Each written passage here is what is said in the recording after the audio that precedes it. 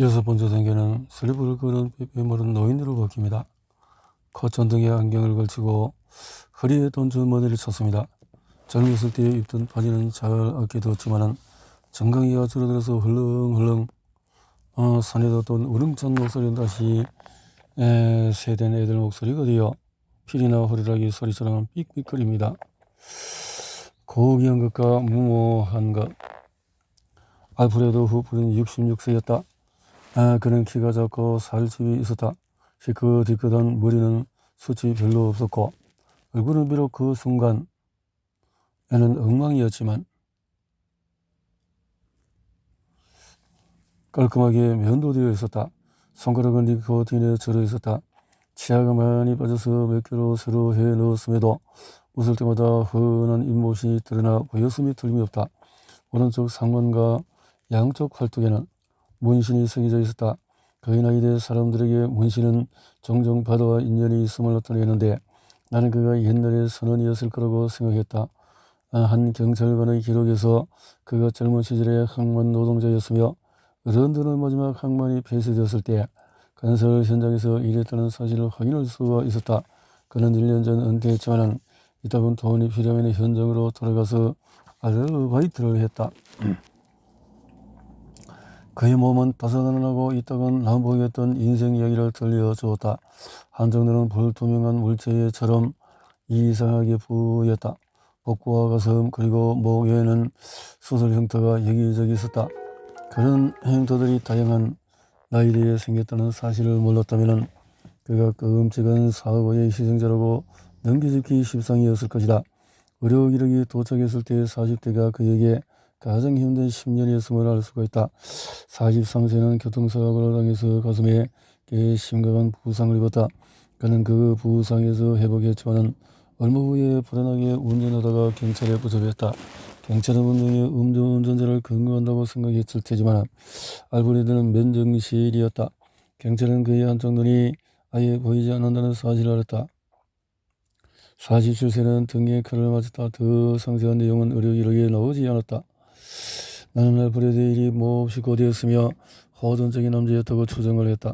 언제 중년이 끝나고 노년이 시작이 될까? 짐작할 때건데 알프레드 후프도 자신의 것도 생각하지 않았을 것이고 60세가 넘은 사람들이 거울 속에서 자신의 젊은 모습을 보는 것은 얼마든지 가능한 일이다. 나이가 들었음을 나타내는 가장 명백한 지표는 체중 증가이고 알프레드처럼 나도 몸이 불어나고 있다. 뚱뚱하다는 말을 듣고 싶지만 반쯤 은퇴한 이후에 몇 년간 살이 쪄서 체질량 지수가 27로 정상의 상한선보다 두 단계나 높은 건강하지 못한 상태가 되었다. 이 연령대의 사람들은 건강에 신경을 많이 쓰고 기회가 있으면 건강 이야기를 꺼낸다. 베이비붐 세대는 자기관리는 새로운 산업을 키웠다. 자기관리에 이렇게 많은 관심을 쏟는데도 불구하고 우리는 기본에 충실하지 못하고 있다. 우리 중에 소수만이 건강 체중을 유지한다. 66세에서 74세 사이의 연령대에 4분의 3이 비만이거나 가체중이다. 나이와 상관없이 비만에는 큰 불평등이 존재한다. 특정 민족, 저소득, 낮은 교육 수준은 모두 가체중과 관련이 있다. 남성이 여성보다 가체중이 될 가능성이 높지만 여성은 남성보다 비만이 될 가능성이 높다. 우리는 동년배지만 우리 베이비 부모들은 어릴 때에는 확실히 날쌔했다. 그 시대의 아동 비만율은 미미한 수준이었다. 이제 전 국민의 체중이 증가하고 또 그 이유를 우리는 알고 있다. 전체적인 상황은 복잡하지만 나이가 들면 체중이 증가하기 쉬운 신체적인 대사적인 이유가 몇 가지 있지만 섭취하는 칼로리와 소모하는 칼로리 사이의 방정식은 언제나 동일하다. 우리는 나이가 든다고 덜 먹지 않지만 대개 활동량은 줄어든다. 65세인 사람들 중에서 계단을 뛰어 올라가는 사람을 몇 명이나 알고 있는가? 많은 사람들이 운동을 따라하기보다는 극히 운동으로 취급한다. 그리고 코로나19로 인한 봉쇄는 이 습관을 악화시켰다. 나이의 한계를 인정하는 것이 위험하다. 그에 관한 외부 상태가 좋았다. 시인은 술 냄새가 나지 않았지만 부검실에 있던 경찰들은 동물 검사 결과가 나오면 그가 술을 많이 마셨다는 사실을 밝혀질 거라고 확신했다. 형사가 사건의 자세한 내막의 목격자 진술을 가지고 도착할 때까지는 그랬다. 알프레드와 그의 아내는 아들을 성실껏 보살폈다. 법정 정연에서 알프레드는 자상하고 자유롭고 친절한 아버지로 회자되었다. 사망 당일에 그는 큰 마음을 먹고 아들을 음악회에 데려갔다. 아들은 거기에 질려서 중얼거리며 사과를 했지만 알프레드는 몇 년 전만 해도 새 놈을 상대로 마음만큼 빠르고 강했을 테지만 경찰이 구급차보다 먼저 도착했다. 뭔가가 기도를 막고 있었던 것 같다. 구급대원들도 진술을 제공했다. 구급차 안에는 구급대원들은 모든 수단을 동원해서 맥박을 되돌리려고 했고 처음에는 승무원처럼 보였다. 산자의 의사들은 추적할 수 있을 뿐이지만 나 같은 죽은 자의 의사는 몸을 열어서 수수께끼를 풀 수가 있었다. 그때는 우리 모두가 거친 항만 노동자 같은 겉모습을 보고 알프레드를 오판했다는 사실이 요컨대 알프레드가 실제로 어떻게 죽었을까? 이제 나는 확신했다. 알프레드의 피해는 급성 흡인성 폐렴의 흔적을 보였다. 흡인이 일어났다는 사실은 알프레드의 기도에서 파편을 제거했지만 기도가 다시 막힌 것으로 보였다는 경찰의 설명과 확실히 일치했다. 나는 경찰이 파편이라고 말한 것이 실제로는 토사물이었음을 확신했다. 굿도 담갈 때 굿도 하는 것은 드문 일이 아니다. 토사물은 산성이라서 호흡기 다음에는 작을 일으킨다. 음식물이나 어떤 이물질은 폐를 빠르게 감염시킬 수 있지만 강한 사람은 삼키거나 기침을 하거나 고액제를 해서 음식물을 강제로 내보낸다. 또는 운이 좋으면 구급대원이 하임리히 기법으로 도움을 줄 수 있다. 알프레드는 운이 좋지 않았고 의식을 잃은 상태이기 때문에 삼키거나 기침을 하거나 고액제를 할 수가 없었다. 결국 토사물이 기도를 막아서 뇌와 심장에 산소가 공급되지 않았고 결과 심장이 멈췄다. 심장이 다시 뛰긴 했지만 기도에 남아있는 토사물이 이후에 몇 시간을 걸쳐서 기도와 피를 자극해서 폐렴을 일으켰다.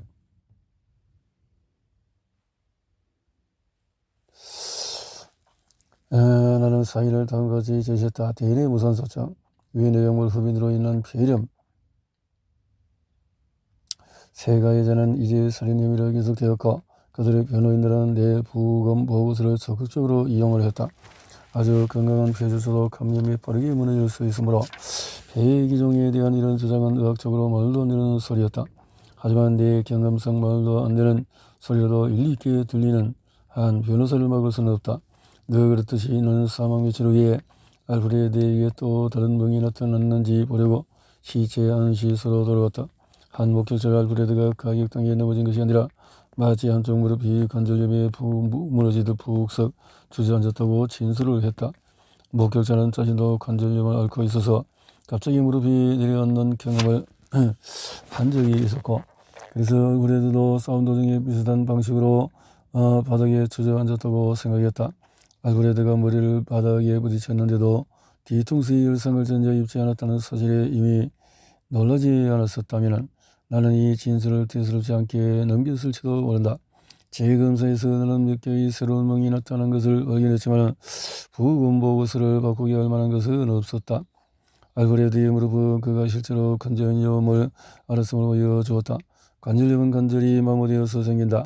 난 오래전에 40대일 때 내가 나중에 체중을 제ting하는 관절의 관절염을 겪게 될 거라고 예감했다. 양쪽 검지의 마지막 마디에서 두 개의 작은 결절을 발견했기 때문이다. 지금도 버티고 있는 그 결절들은 혹과 덩어리에 이름을 붙이는 의학의 관성에 따라서 헤르베넨마디라고 불린다. 그것은 미신이 아니었다. 나는 학창시절에 운동을 잘하지는 못했지만 즐겼다. 그러다가 혼쭐이 난 적도 몇 번 있었다. 학교 밖에서 가장 크게 다친 일은 수리지에서 춤을 추다가였다. 무릎은 지는 싸움을 하지만 그래도 싸운다. 조직은 손상을 입은 학신으로 보내 백혈구에게 복구를 서두르라고 지시를 내리고 나는 물론 내 무릎 연골을 볼 수 없지만 아마 군데군데 눈이 띄게 달아 있을 것이다. 연골은 신기한 물질이다. 보드카와 토니카 비슷한 탁한 회색이고 거의 투명하다. 건강한 연골은 두께가 4에서 5mm, 크리켓 경기장처럼 매끈하다. 내가 그걸 어떻게 하느냐고. 한 10년 전쯤 범죄 현장을 살펴보기 위해서 무릎을 꿇었다가 무릎이 너무 아파서 일어날 수가 없었다. 이후로도 그런 일이 반복되고 그 후로는 더 이상 무릎을 꿇지 않았다. 몇 년 후에는 의자에서 일어날 때나 침대에서 일어날 때에는 마치 무릎 관절이 잠긴 것처럼 뻣뻣해지는 것을 느꼈다. 그러다가 몇 분 동안의 움직임에는 괜찮아졌지만 말이다. 물론 증상은 점점 심해졌다. 나는 아침에 일어나면 잠시 선체로 내 무릎이 걸을 수 있을 때까지 기다린다. 그리고 나서 계단 난간을 잡고 아래층으로 내려간다. 꽉 잡는 것은 아니다. 어쨌든 아직은 아니다. 내 손은 난간 위를 가볍게 미끄러진다. 지하철 에스컬레이터에서도 마찬가지다. 나는 난간을 잡기 위해서 오른쪽 줄로 슬며시 들어간다. 연골이 훨씬 적어진 내 무릎이 점점 불안정해지기 시작했고 어느 날 갑자기 무너질 수 있다는 것을 나는 잘 알고 있다. 아직은 그런 일이 일어나지 않았지만 언제든지 일어날 수가 있다. 나는 네가 어떤 식으로든 비틀거리는 것처럼 보이지 않는다고 생각한다. 내 다리 안에 아주 늙은 무릎이 있다는 사실은 나 혼자만 알고 있다. 나는 다행히도 관절염으로 인해서 아직 아프지는 않다. 내 무릎은 그저 울피는 정도다. 연골이 사라지는 와중에도 끝까지 제 기능을 수행하려고 하는 관절염에 걸린 뼈의 모습은 어떨까? 이렇게 수년이 흐르면 뼈가 반들반들해지면서 상처처럼 노릇스름한 광택이 도는 흰색이 된다. 알프레드의 오른쪽 무릎도 연골이 돌아 없어진 곳에서 바로 그 상아색을 띄었다. 그것을 상아질화라고 한다. 그는 한쪽 무릎이 군대염은 관절염이 심했지만 나는 알프레드보다 관절염이 더 심할지도 모른다는 그 끔찍한 의심이 든다. 그래서 나는 알프레드가 관절염 때문에 저절로 주저앉을 것 같지는 않았다. 오히려 폭행을 당해서로 맞아서 땅에 쓰러졌다고 추정하는 것이 더 합리적이다. 하지만 그 당시에 나는 그의 머리에 충격의 흔적이 거의 보이지 않은 이유를 설명할 수 없었고 그건 지금도 마찬가지다. 하지만 더 많은 목격자 진술을 통해서 나는 알프레드가 두꺼운 스카프를 들고 있었으며 그것이 알프레드보다 먼저 땅바닥에 떨어졌다는 사실을 알게 되었다. 땅에 떨어진 스카프가 그가 쓰러진 순간의 충격을 약간 완화해 주지 않았을까 하는 것이 내 추측이다. 그래서 병리학자는 현장 사진을 갈망한다. 하지만 살아날 신락 같은 희망이라도 있는 곳에서는 어느 누구도 사후에 필수적일 수 있는 의학적인 증거에 신경 쓰지 않는다. 혹시 휴대폰으로 사건 현장을 촬영한 사람들이 있었다 해도 안타깝게도 아무도 나서지 않는다. 알프레드를 포기한 젊은이들은 법정에서 무지를 호소하며 자기 방어를 위해서 알프레드를 때릴 수밖에 없었다고 주장했다. 그들은 단지 담배를 얻기 위해서 알프레드의 아들에게 들어갔을 뿐인데 알프레드가 자신들을 때렸다는 것이다. 그들의 항변은 배심원들에게 통하지 않았다. 검찰은 그 젊은이들이 가해자임을 확인해주는 목격자를 충분히 확보했다. 젊은이들은 살인죄로 유죄 판결을 받고 종신형을 선고받았다. 알프레드가 세 젊은이와 싸우기로 한 것은 고의였지만 무모한 행동이었다. 나이가 들면 힘과 싸우는 능력이 쇠퇴한다는 사실을 인식하지 못한 것이다. 그녀는 가끔씩 고인을 알고 있다는 이상한 느낌이 휩싸인다. 물론 살면서가 아니라 그들의 죽음에 새겨진 자서전을 통해서이지만 그리고 그들의 이야기는 성격과 상관관계가 있다. 나는 알프레드 후프를 좋아한 것 같다. 아들을 지키기 위해서 새 불량배와 싸우기로 한 그의 결정은 그 다음 것이라서 나이가 몇이었던 의학적인 조건이 어떠했든 그는 그렇게 했을 것이라는 생각이 든다. 그의 죽음은 흔히 그렇듯이 그 자신의 독특한 캐릭터의 산물이었을지도 모른다.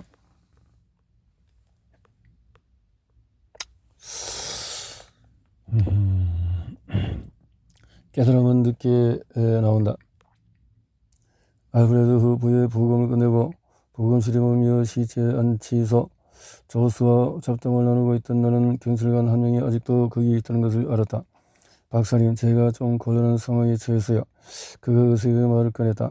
평범한 사건은 맞지 않으신다는 것을 알지만 혹시 박사님이 여기 계시는 동안에 나는 눈썹을 치켜 올렸다. 저희가 실내로 쓰고 그 음식은 사무실에 문의했는데 박사님이 맡아 주시면 한다는 물론 모두 마찬가지로 나도 집에 가고 싶었지만 경사의 곤란한 처지가 내 발걸음을 멈추어 세웠다. 이유를 알 수 없는 갑작스러운 사망사건이 발생하면 경찰이 자인사임을 확신해도 사인을 확신받아야 한다. 나는 빨개진 그의 얼굴을 살폈다. 더 말을 해봐요. 덜시 맥밀런은 67세였다. 그녀는 바쁜 직업 화가로 낮에는 초상화를 그렸다. 하지만 바빌로스 엔드에서 극장에 달 그림을 그리거나 다시 재생하곤 했다. 보세요 박사님. 형사는 마치 나와 논쟁을 벌이고 있기라도 한 듯 반가적으로 말했다.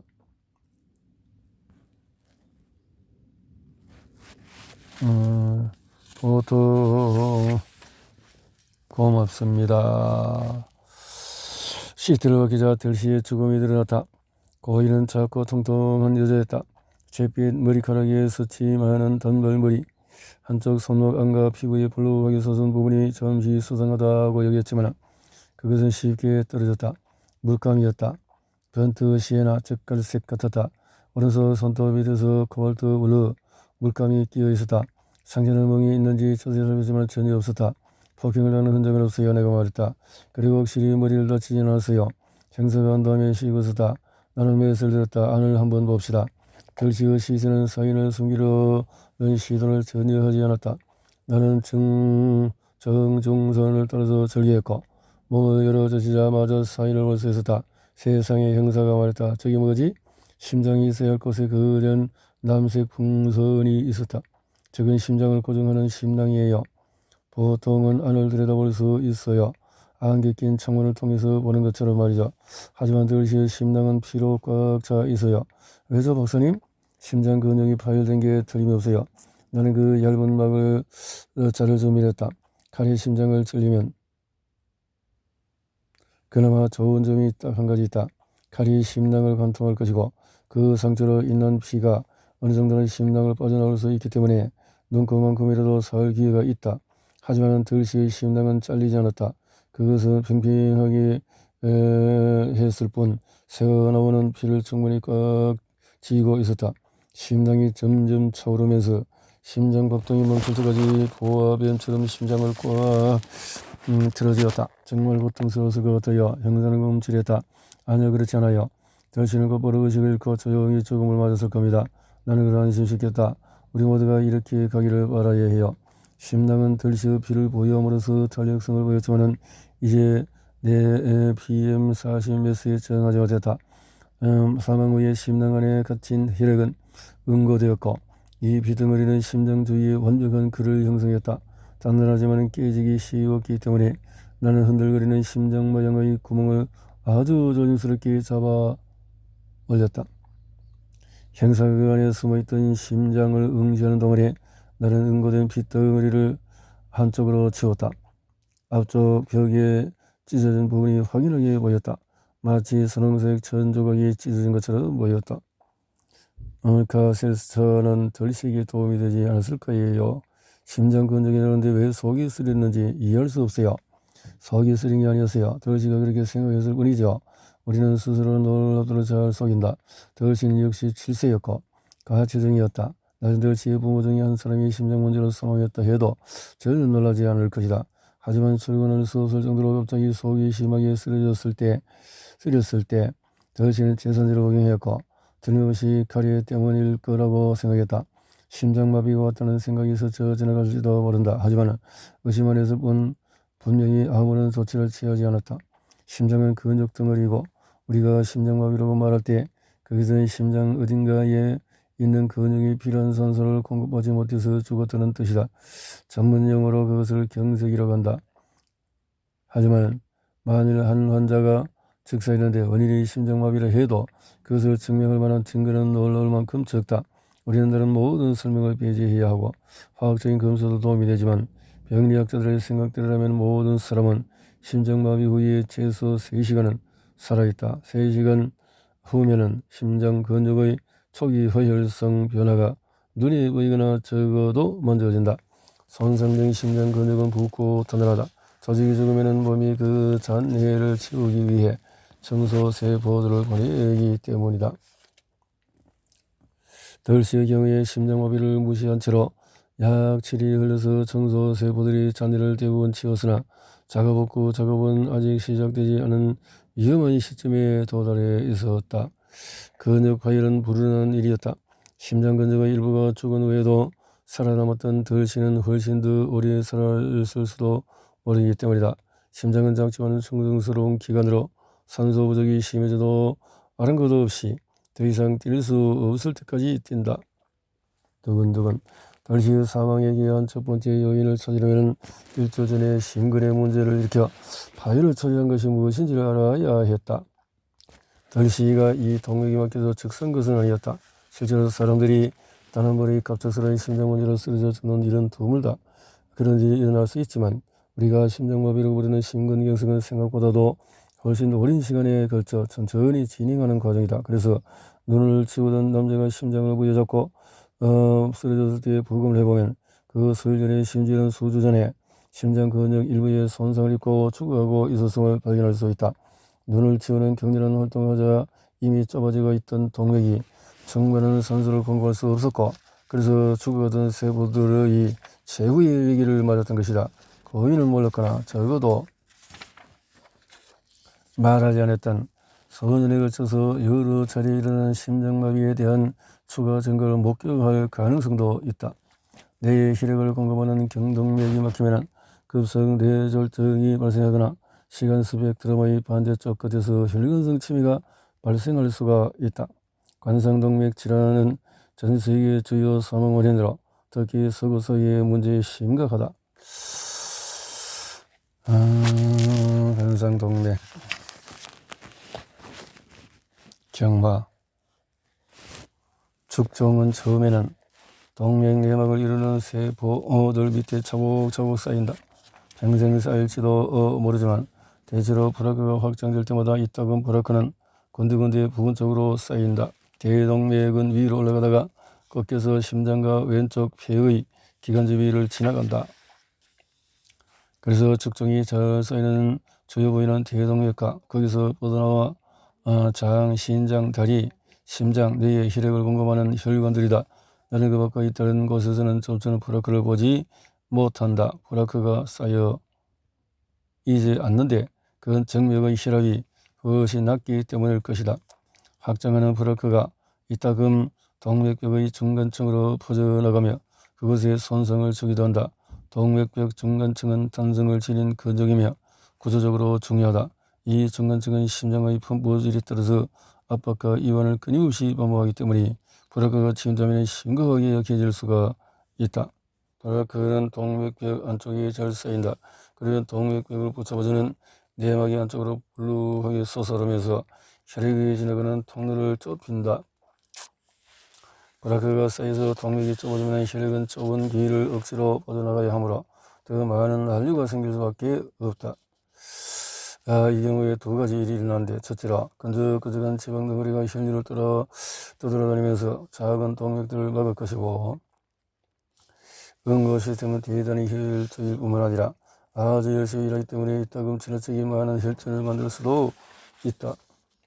덜시의 경우에 대동맥에서 약 1cm 떨어진 곳에서 침착된 브라크의 한 단단한 덩어리가 만져졌다. 나는 아버지 두 관상 동맥들을 살펴봤는데 나는 여기서 병든 세 관상 동맥 혈관들 가운데 단연코 가장 심각한 부위임을 알았다. 관상 동맥에 침착된 죽종이 항상 죽음을 부르지는 않으며 훨씬 더 흔한 결과는 단순히 심장 근육의 효율을 떨어뜨리거나 심부전을 일으키는 것이다. 심부전은 죽음의 동의처럼 들리지만 실제로는 많은 사람들이 오랫동안 안고 사는 질환이다. 만일 덜시가 병원에 갔다면 그런 사람들 중에 한 명이 되었을 것이다. 심부전은 단지 심장이 우리가 요구하는 일을 전부 다 해내지 못한다는 뜻일 뿐이다. 그것이 시티문까지 두 계단을 오르는 것처럼 사소한 일이든 마라톤 하는 것처럼 심부전을 가지고 있는 셈이다. 심장은 건강한 유전자, 우리 모든 유전자가 나쁜 건 아니다. 미시시피에서 실제 15년에 걸친 조사에서 과학자들은 나쁜 지방인 저밀도 저질 단백질의 수치를 낮춘다고 알려진 유전자를 가지고 있는 집단의 구성원들을 표적으로 삼았다. 심혈관 문제를 일으키는 우리가 바꿀 수 없는 위험 요인이 많이 있다. 일반적으로 남성이 훨씬 더 위험하다. 아직 모르는 이유로 키 큰 사람들도 마찬가지다. 세계 일부 유전적인 요인이 당뇨병에 걸리면 죽종이 더 많이 생기는 것이 거의 확실하다. 분노는 증상 없는 심장 문제를 악화시킬 수 있다. 분노하는 거. 그렇다. 얼굴은 어두워졌다. 깨달음은 너무나 늦다. 나는 그 사실 누구보다도 잘 안다. 심혈관 건강에 관한 한 두 번째 기회는 없습니다. 두 번째 기회는 없습니다.